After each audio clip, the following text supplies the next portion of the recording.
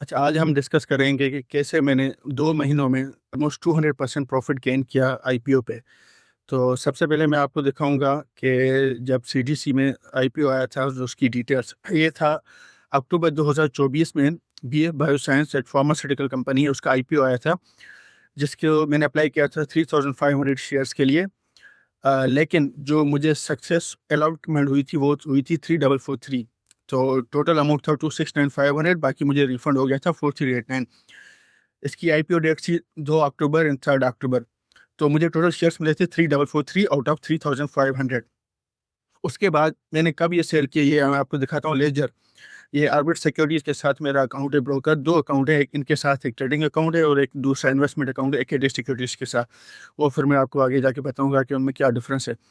तो 2 अक्टूबर को जो मैंने आईपीओ के लिए एलोकेट किया था पीएफ बायो के लिए, तो 16 दिसंबर को मैंने पहली दफ़ा सेल किए थे 943 शेयर्स 207 पे। अब ये दिखा रहा है 206.9914, क्योंकि ये कमीशन जो है उसमें लगा के ये दिखा रहा है। तो इसकी अमाउंट है 195,192। उसके बाद फिर 26 दिसंबर को मैंने 1500 एक्स्ट्रा बीएफ बायो के शेयर सेल किए 224 पे। अगेन ये वो कमीशन की वजह से ये उसको वो कर रहा है 335,986। देन आखिरी जो मैंने शेयर किए थे, सेल किए थे, वो 27 दिसंबर को 1000 शेयर्स सेल किए थे बीएफ बायो के 250 पे, जो कि इसका मैक्सिमम था। उसके बाद ये फिर उस पे कभी नहीं गया, जिसकी अमाउंट बन रही है 249,989.65। तो अभी मैं आपको ये एक्सेल पे सिंपल कैलकुलेशन करके बताता हूँ कि ये कैसे हुआ।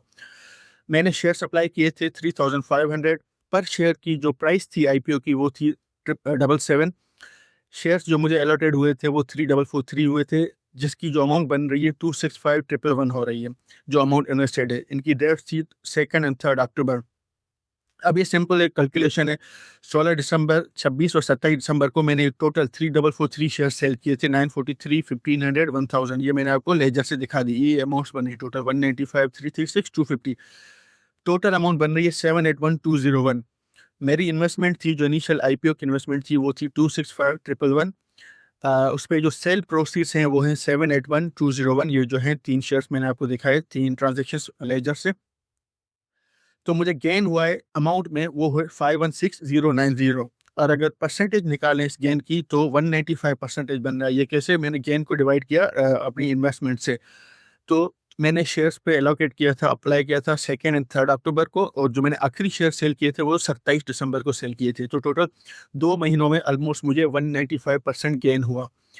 अब हम देखते हैं बीएफ बायो का आज क्या रेट चल रहा है। आज रेट चल रहे हैं 158। अगर आप शुरू से अब तक देखें ना, तो इसने 250 को टच किया है, उससे ऊपर ये नहीं गया। और फिर आजकल ये काफ़ी वक़्त से ये 158 पे जो है ना ट्रेड कर रहा है। अच्छा, अब इसमें 2 पॉइंट्स हैं। कुछ लोग बोलते हैं ना कि भाई आप शेयर्स लेकर रख लो लॉन्ग टर्म इन्वेस्टमेंट के लिए, तो फिर फ़ायदा होगा। अगर मैंने ये रख लिए होते 2024 से, अक्टूबर 2024 से अब तक, तो ये जो 250 पे टच किया था उसने, वो वहाँ से आके 150 पे आ गया होगा। तो ऑलमोस्ट ये फिर भी 100% प्रॉफ़िट बन रहा है, लेकिन वो जो 200% प्रॉफ़िट था वो ज़ाया हो गया पहली बार। दूसरी बात, अगर आपने लेजर में देखा होगा, तो मैंने इसके बाद भी ट्रांज़ैक्शंस इसमें की हैं, और भी की हैं, एफर्ट्स के शेयर्स खरीदे, सेल किए, मारी के। अब इससे फ़ायदा ये हुआ कि जब मेरे पास कैश आ गया, तो जो दूसरे शेयर्स थे, जो अंडर वैल्यूड थे, वो मैंने परचेज़ किए, वहाँ से निकाल लिए।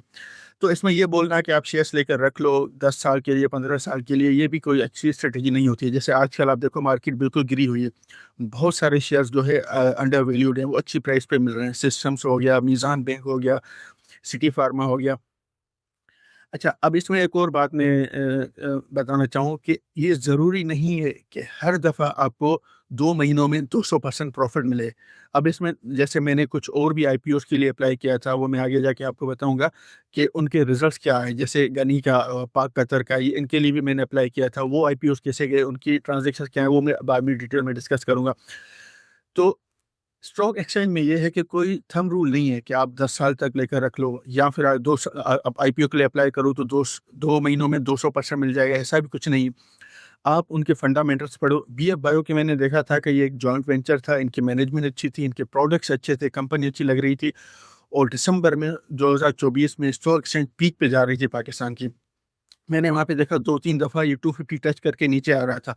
तो ये वो रेजिस्टेंस थी वहाँ पे, तो बेसिकली सपोर्ट और रेजिस्टेंस पे देख के मैंने शुरू किया। इसके रिज़ल्ट्स जो हैं वो अच्छे आए हैं, बट जो क्योंकि वो नंबर ऑफ शेयर्स बढ़ गए हैं, तो ईपीएस कम हो गई है, क्योंकि इन्होंने शेयर्स आईपीओ में गए थे।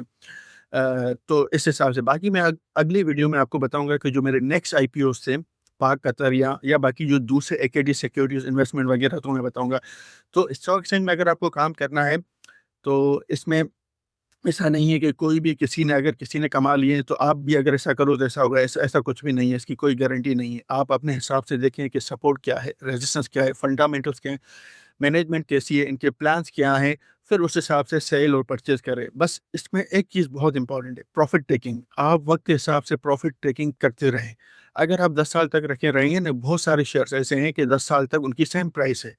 अगर आपने हाई पे परचेज करी है, जैसे एफएफएल है, आज वो 17-18 रुपए पे ट्रेड कर रहा है। कुछ लोगों ने 22-23 पे भी सेल किया था और कुछ ग्रुप्स में उन्होंने 28-30 रुपए की वो टारगेट प्राइस दी थी। तो उनको उनको उनके आप न जाएं, आप अपनी वर्किंग करें, अपने उस हिसाब से देखें कि कैसे हो रहा है, फिर उस हिसाब से सेल और